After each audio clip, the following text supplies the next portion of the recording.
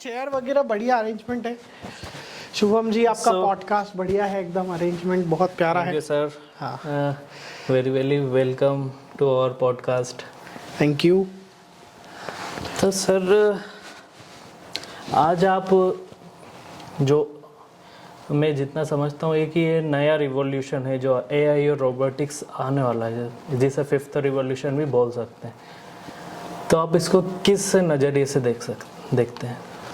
ये इस तरीके से है कि जैसे पहले इंडस्ट्री 4.0 आया था, उसके पहले कंप्यूटर साइंस आया था, तो अभी ये उससे ज़्यादा तेज़ी से आने वाला रिवॉल्यूशन है। जैसे उसमें लगा था एक इंडस्ट्री में आया था पहले, तो उसमें 5 साल 6 साल 10 साल लगे थे।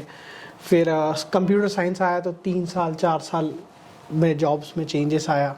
जैसे कंप्यूटर आया था तो एकदम से 2-3 साल लगा लोगों को अडेप्ट करने में, लेकिन एआई ऐसा चीज़ आया है, रोबोटिक्स ऐसा चीज़ आया है कि एकदम से, मतलब आप एक 1.5 महीने में स्किल सेट चेंज हो रहा है ना। तो अभी जो लोगों को सबसे बड़ा संशय है कि जॉब्स चला जाएगा या कुछ चला जाएगा, तो जॉब्स जाएंगी नहीं, हमें सिर्फ हमारे स्किल्स को अपग्रेड करना रहेगा। जैसे आपने वो मूवी देखी होगी एवेंजर्स, उसमें टोनी स्टार्क रहता है, आयरन मैन। तो वो रहता तो आदमी है, लेकिन जब वो सूट पहन लेता है तो वो एक आयरन मैन हो जाता है। तो कहने का मतलब ये है कि एआई आपके लिए वो सूट का काम करेगा कि आप एआई जैसा सूट अगर मतलब ऐसी स्किल के साथ इक्विप्ड रहेंगे तो आप 10 लोगों का 20 लोगों का काम कर पाएंगे। तो जॉब जो शिफ्ट होंगे, जिस तरीके के स्किल सेट चेंज होंगे, उसमें आपको रिपीटेटिव जॉब्स की जगह आपको क्रिएटिव जॉब्स पे आपका जो मेजर फ्लो रहेगा, वो वर्क फ्लो रहेगा, वो रहेगा, शिफ्ट वहाँ पे जाएगा। जैसे मैं आपको एक छोटा सा एग्जांपल देता हूँ कि रिपीटेटिव जॉब्स, जैसे आपके यहाँ झाड़ू लगाते हैं, तो झाड़ू लगाने की जगह अब वैक्यूम रोबोट जो एएमआर हमारे पास आ गए हैं, ऑटोनॉमस क्लीनिंग रोबोट्स आ गए हैं, तो उन्होंने ले लिए हैं, धीरे धीरे वो ले रहे हैं। हाँ, तो हमारा जो अब काम रह गया है, जो ह्यूमन सेंट्रिक स्किल्स रह गया, वो ये है कि डिसीजन मेकिंग। अब हम डेटा एंट्री वाला काम नहीं करेंगे, हम डेटा प्रोसेस होने के बाद उससे डिसीजन क्या लेना है, उसका मेजर काम रहेगा। तो ये मेजर जॉब शिफ्ट रहेंगे इस रेवोल्यूशन में। पर जैसे इंडिया, भारत को जिस नज़रिए से देखा जाता है, मेन पावर कंट्री जिसे बोला जाता है, ऐसी कंट्री में जॉब्स जाने का खतरा, एआई रिलेटेड ज़्यादा चीज़ें आ जाएगी तो मैन पावर बहुत ही कम हो जाएगा। इसको किस उसमें आप इस प्रॉब्लम को कैसे, इसका कुछ सॉल्यूशन? जैसे आपने बहुत अच्छा सवाल पूछा, क्योंकि इंडिया एक पॉपुलस कंट्री है। एआई और इसमें 2 चीज़ों का बहुत ज़्यादा चीज़ें मैटर करती है।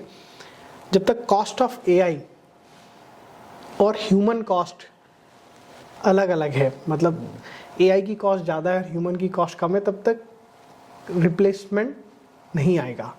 और रिप्लेसमेंट आएगा तो वो जो रिप्लेसमेंट आएगा वो रिपीटेटिव जॉब्स वाले में आएगा। आज भी इंडस्ट्री में जो वेल्डिंग होती है, रिपीटेटिव वेल्डिंग, वो तो रोबोट्स ही कर रहे हैं। कार की जो मैन्युफैक्चरिंग लाइन है, दरवाजे कार के बन रहे हैं या बॉडी कार की बन रही है, तो उसमें वैसे भी वेल्डिंग के लिए, रिपीटेटिव जॉब्स के लिए ऑलरेडी रोबोट्स अभी तो काम कर ही रहे हैं। तो ऐसा नहीं है कि जॉब्स चले गए हैं, लेकिन इंडस्ट्री में दूसरे कामों के लिए जॉब्स ज़्यादा बढ़ गए हैं। तो जब कंपनियों का प्रोडक्शन बढ़ेगा, इफिशिएंसी बढ़ेगी, मार्केट बढ़ेगा, तो ऑब्वियस बात है लोगों की हायरिंग भी ज़्यादा होगी। तो जॉब्स इससे बहुत बढ़ेंगे, ना कि कम होंगे।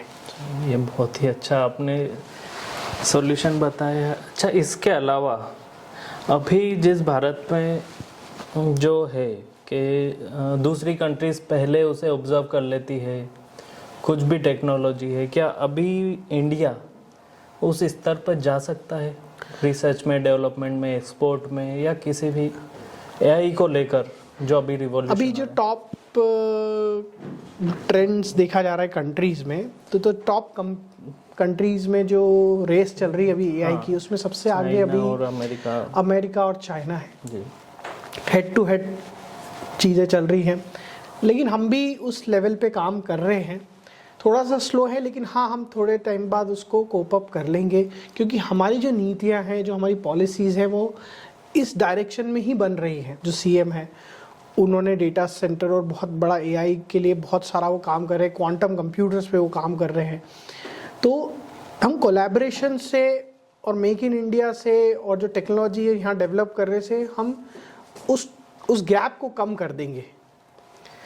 लेकिन ये सच है कि कंट्रीज हमसे आगे हैं, लेकिन हम भी इतना पीछे नहीं है जितना हमें सोचा जाता है और बताया जाता है। लेकिन हम गवर्नमेंट को और कुछ करना चाहिए, जब प्राइवेट सेक्टर से जो कंपनी, गवर्नमेंट तो अभी बहुत कुछ कर रही है, मतलब इतनी प्रोएक्टिव है कि हर चीज़, आप स्टार्टअप हो, एआई स्टार्टअप हो या एआई की कोई सी भी फील्ड हो या सेमीकंडक्टर की फील्ड हो, हर जगह हमारी गवर्नमेंट कुछ ना कुछ ऐसा लेके आ रही है जिसकी वजह से वो चाहती है कि नए जो युवा हैं, नए जो लोग हैं जो इस स्किल सेट को समझते हैं, वो आगे आए और कुछ करें। जैसे फॉर एग्जांपल मैं आपको बताऊं, आईटी हैदराबाद में अभी बहुत अच्छा एक चल रहा है कि ऑटोनॉमस जो व्हीकल, एएमआर बेस्ड रोबोट्स, और जो आप टेस्ला की कार देखते हैं, उस तर्ज पर हम वहाँ पे कार्स बना रहे हैं, रिसर्च हो रहा है।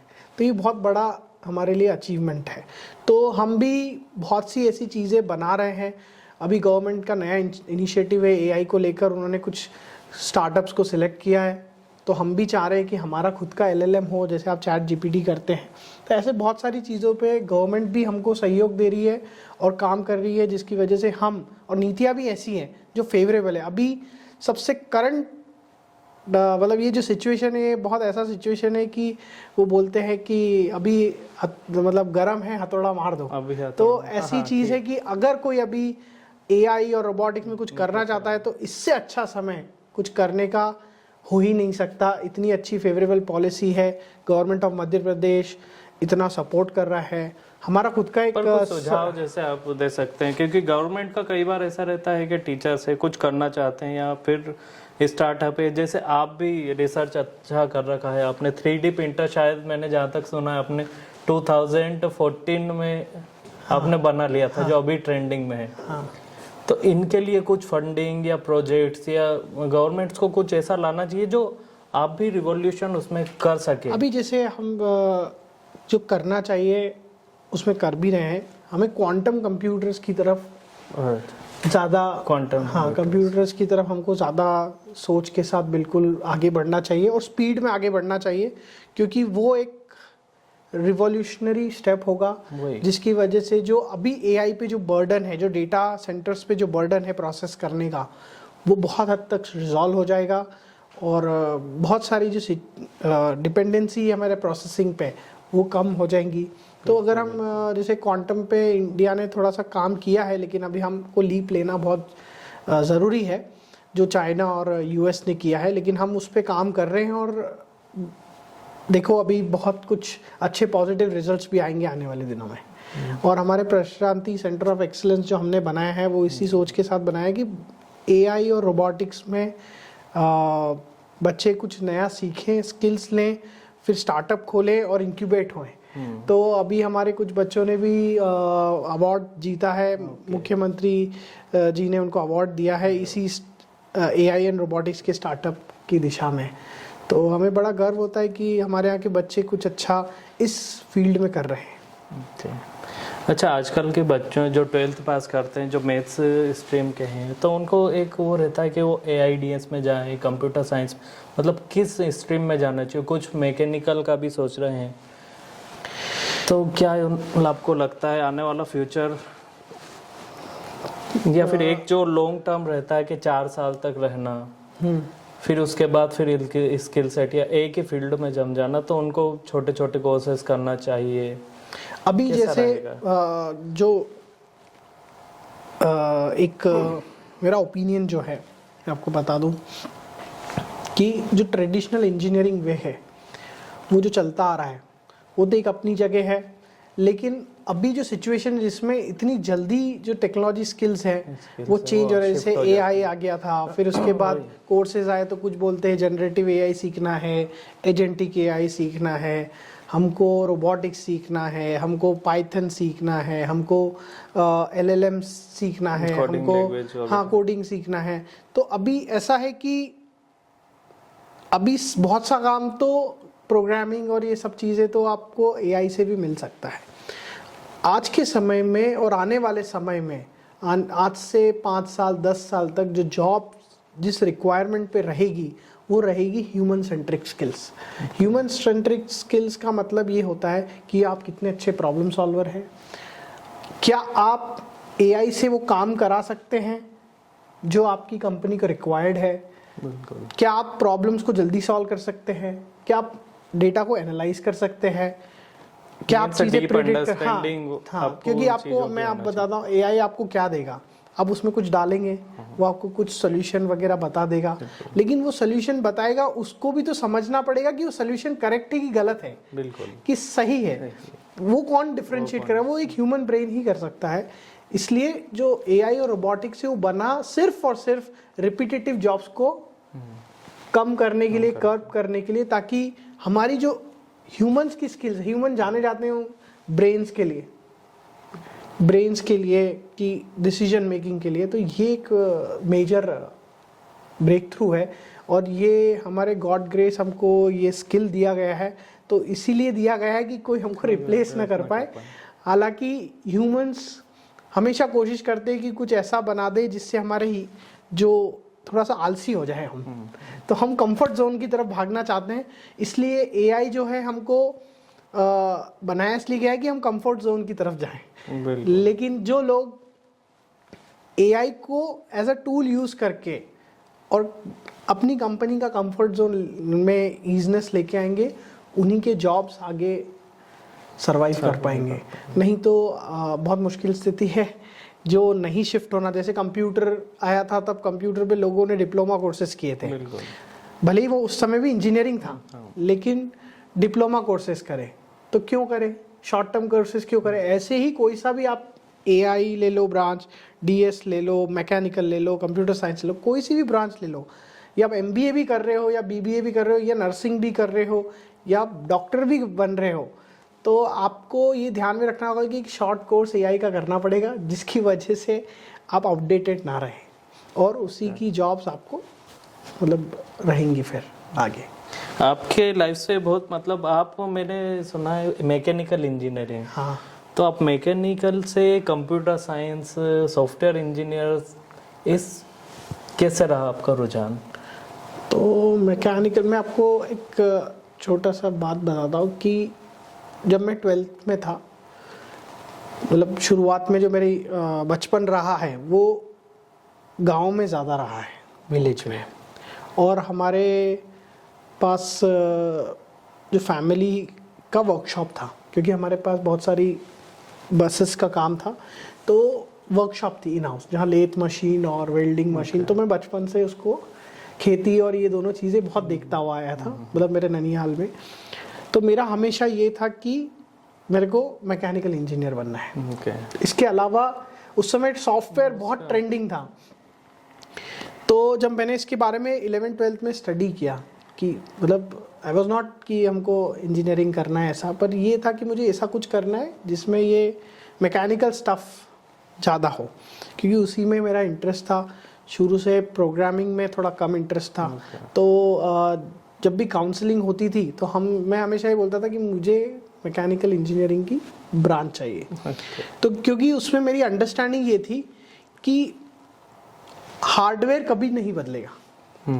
हार्डवेयर मतलब जो भी हम प्रोडक्शन में जा रहे हैं हार्डवेयर में, वो मेरा हमेशा से था कि फ्यूचर में कभी भी you can't replace hard thing, है ना। सॉफ्टवेयर को एक दूसरा सॉफ्टवेयर रिप्लेस कर देगा, लेकिन एक गिलास को पानी पीने के लिए या तो प्लास्टिक का हो जाएगा या मेटल का लेगा, लेकिन पानी तो गिलास से ही पीना पड़ेगा। तो हार्डवेयर कभी चेंज नहीं होगा।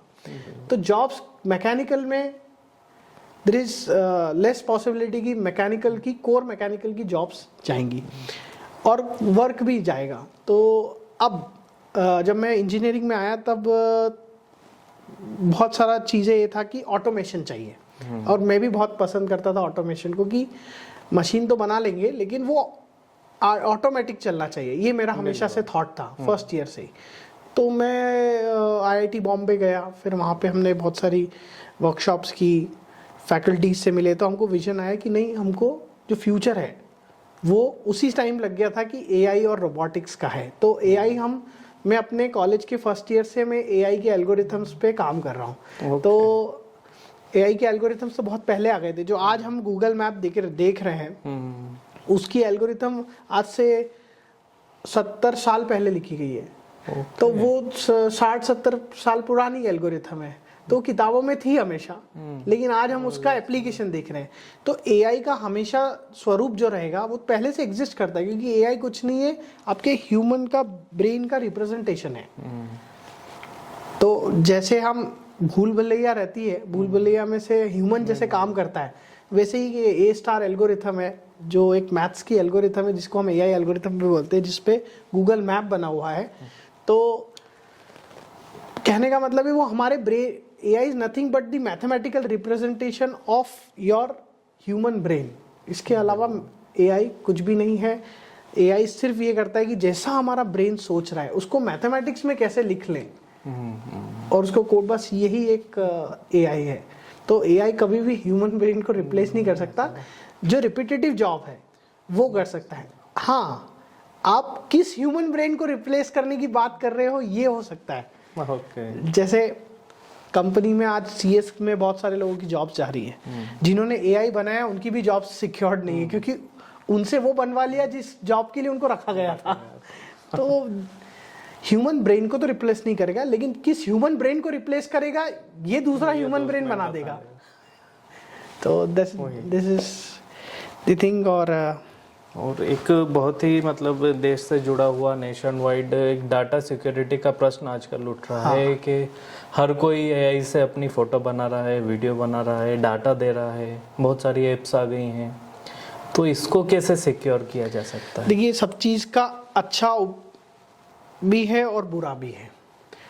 आप एआई को अच्छी तरीके से भी यूज़ कर सकते हैं, बुरी तरीके से भी यूज़ कर सकते हैं। कुछ प्लेटफॉर्म्स अच्छे हैं, कुछ प्लेटफॉर्म्स खराब है, ये हमको समझना पड़ेगा। जो प्लेटफॉर्म्स हमारी गवर्नमेंट ने पास किए हुए हैं, जैसे फेसबुक है, इधर है, ये हमारा डेटा यूज़ करते हैं, लेकिन हमारे अच्छे के लिए यूज़ करते हैं। मैं आपको बताता हूँ, फेसबुक आपका हेल्थ डेटा रिकॉर्ड करता है ना, लेकिन आपको बताता नहीं है। आप उसके प्ले स्टोर पे देखेंगे नीचे तो बताएगा कि हेल्थ डेटा रिकॉर्ड करता है। उससे होगा क्या? आपका हेल्थ डेटा रिकॉर्ड करता है, वो फार्मेसी वालों को देगा या फार्मा कंपनियों को देगा, वो आपको एडवर्टाइजमेंट दिखाएगा। तो अगर आपका हार्ट बीट या कुछ ऐसा फ्लक्चुएशन है तो वो आपको ऑक्सीमीटर या इसके एडवर्टाइजमेंट दिखाएगा। तो आपको समझना चाहिए कि ये एक अच्छी उसमें अच्छे सेंस में। और जैसे आपको किसी डॉक्टर, अगर आपको कोई प्रोडक्ट मिल नहीं रहा है तो आप कंटिन्यूसली उस प्रोडक्ट को सर्च कीजिए हर जगह। तो थोड़ी देर बाद आपको कोई सर्च नहीं करना पड़ेगा, आपको सोशल मीडिया पे खुद ही पता। तो इससे होता क्या है कि वो आपको समझ रहा है, आपकी जरूरतों को समझ रहा है। तो ये तो अच्छी बात है ना, आपकी जरूरतों को समझ रहा है, आपको आसान में दे रहा है। गलत कैसे होगा कि जो लोग फेक अकाउंट्स बना के आपको मिसयूज करते हैं, वो गलत है। वो इथिकल पार्ट है, और उसके लिए हमारे पास अब धीरे धीरे अवेयरनेस प्रोग्राम्स भी हैं, हमारी गवर्नमेंट लॉज भी लेके आ रही है। तो थोड़ा सा विश्वास हमको हमारी गवर्नमेंट पे भी रखना पड़ेगा, क्योंकि क्राइम करने वाला तो बहुत तेज है। अब हम भी कोशिश कर रहे हैं कि उसको कर्ब किया जाए, और फेसबुक ने भी और सब कंपनी चाहती हैं कि इसको किया जाए। तो अभी एट प्रेजेंट प्रायोरिटी ये है कि कोई भी डेटा, हमारा पर्सनल डेटा, हमको कभी भी कोई सोशल मीडिया पे अपलोड नहीं करना चाहिए। मेरा ये मानना है कि कभी भी हमेशा किसको बताना है, पूरी दुनिया को अवेयर कराना है कि हम आज पार्टी करने गए थे, ये हमको सोचने की ज़रूरत है। कि उससे क्या होता है कि आपकी इन्फॉर्मेशन बहुत जल्दी फ्लोट हो जाती है, और उसकी वजह से खतरा भी होता है। जैसे आप कहीं पार्टी करने के लिए पहले से ही बता रहे हो कि मैं गोवा में इस लोकेशन पे जा रहा हूँ, तो सामने वाला अगर आपको पकड़ना चाहता है तो उसके लिए सबसे अच्छा क्या रहेगा कि वहाँ ट्रैक कर ले। तो you have to be very much understanding और अवेयर होना पड़ेगा, बस। इससे अच्छा उपाय बचने का कुछ नहीं है। But this is what the main crux is. चलिए अमित जी, बहुत बहुत अच्छा लगा आपसे। बच्चों ने बहुत कुछ सीखा होगा, लगे जो सुनेंगे उनकी अंडरस्टैंडिंग बढ़ेगी। इसके अलावा आप कुछ कहना चाहेंगे दर्शकों से, आज के छात्रों से, बच्चों से, स्टूडेंट्स से? तो मेरा स्टूडेंट्स, अभी जो स्टूडेंट्स भाग रहे हैं कि करियर में क्या करें क्या नहीं करें, वो तो और बहुत ही ज़्यादा हमें स्ट्रेस बहुत जल्दी होता है, और कितनी स्किल्स हैं, क्या क्या सीखें। आप दो चीज़ें हमेशा ध्यान रखिए कि आपको करना क्या है, आपका लक्ष्य क्या है, वो आपको ध्यान होना चाहिए। तो उसी के लिए आप दिन भर फोकस्ड रहें। और स्ट्रेस नाम की कोई चीज़ नहीं होती है, मतलब ये तो आप स्ट्रेस नाम का अगर हम लेते हैं तो आता है, नहीं लेंगे तो नहीं आएगा। तो स्ट्रेस नाम की चीज़ नहीं होती है। एक गोल सेट करिए, उसके पीछे भागिए। अब गोल सेट कर लिया है, जैसे इलन मस्क का एक बहुत बढ़िया मुझे एक समझ में आता है कि उन्होंने कहा था कि गोल सेट कर दिया, उसको अचीव करना है, तो स्ट्रेस का है। अब जो भी वो गिरेंगे वो कहेंगे, उससे गिरे काम सीख ही रहे हैं, पहुंचे नहीं है ना अभी तक, तो पहुंच जाएंगे, आज नहीं तो कल पहुंचेंगे, लेकिन हम पहुंच जाएंगे। तो उसमें स्ट्रेस कहाँ गया, है ना। बाकी चीज़ें जो करियर में आपको, जैसे बहुत सारे लोग आज जेई का एग्ज़ाम हो रहा है या इसमें मार्क्स नहीं आए, उसमें मार्क्स नहीं आए, तो नोबडी कैन बी परफेक्ट। हमारा हमेशा ये होना चाहिए कि हमने जो गोल सेट किया, हमारे गोल्स ये नहीं होना चाहिए कि आज जेई का एग्ज़ाम क्लियर करना है, हमको आईआईटी में जाना है, या हमको आईएम में जाना है, या हमको डॉक्टर बनना है। हमारा ये गोल नहीं होना चाहिए। हमारा गोल ये होना चाहिए कि हम एक अच्छे इंसान बने, एक ऐसा काम करें जिससे दुनिया हमको जाने। ये होते हैं गोल्स, है ना। अब वो कोई सा भी तरीका हो सकता है। आईआईटी में जाने से आप 25, जैसे आप 21 साल की उम्र में आप आईआईटी में चले गए, तो आपका गोल क्या पूरा जीवन भर का यही था क्या, है ना। तो जीवन का लक्ष्य बड़ा होना चाहिए। आप चाहते कि मैं स्पेस में एक बड़ा कुछ रॉकेट या स्पेस क्राफ्ट बनाऊंगा, ये मेरा सपना है आने वाले 40-50 सालों में, तो उस सपने के पीछे आपको चेस करना पड़ेगा, उसके लिए मेहनत करनी पड़ेगी। वो चीज़ों के डायरेक्शन में भी सोचना चालू करें, और ऐसा ना समझे कि वो पूरा नहीं होगा, आज नहीं तो कल पूरा होगा। जिंदगी एक ही बार मिली है हमको, है ना, तो वो बार बार नहीं मिलेगी। तो हमें स्ट्रेस तो नहीं लेना चाहिए, पहली बात। दूसरा, एक बहुत बढ़िया आपने बोला कि बच्चों को आजकल क्या स्किल सीखना चाहिए। तो बच्चों को आजकल सबसे इम्पॉर्टेंट है कि अभी तुरंत में एआई पे स्विच कर लेना चाहिए। सब चैट जीपीटी, आजकल एज लिमिट नहीं रह गया है। भले बच्चा 8वीं क्लास में हो या इंजीनियरिंग में हो, उसको ये नहीं सोचना चाहिए कि ये स्किल तो मैं बाद में पढ़ूंगा, उसको आज ही से तैयारी करना चाहिए, है ना। कोई भी ऐसी चीज नॉलेज में नहीं बनाई गई है जो एक ह्यूमन एज के हिसाब से सीख सके। तो कोई बच्चा 8 साल का है, एक 8 साल का पाइथन डेवलपर है, गेम्स बनाता है ना। शार्क टैंक में भी 13 साल का बच्चा इतना बढ़िया स्टार्टअप लेके आया। तो वो मतलब कोई स्किल का कोई एज लिमिट नहीं है, आप कभी भी सीख सकते हो। तो ऐसा बैरियर मत समझिए कि ये तो मैं इंजीनियरिंग में पढ़ूंगा या मैं अब पढ़ूंगा, इनको आप they should start doing it. तो ये मेरा एक वैल्यूबल जो आप सजेशन है कि उनको एज लिमिट नहीं है, तुरंत एआई सीखें, और एआई का यूटिलाइज अपने करियर को बढ़ाने के लिए कैसे करा जा सकता है वो उस पर ध्यान दें। चलिए अमित जी, बहुत शानदार रही आपके साथ मीटिंग। बच्चों ने भी बहुत कुछ सीखा आपसे, जो भी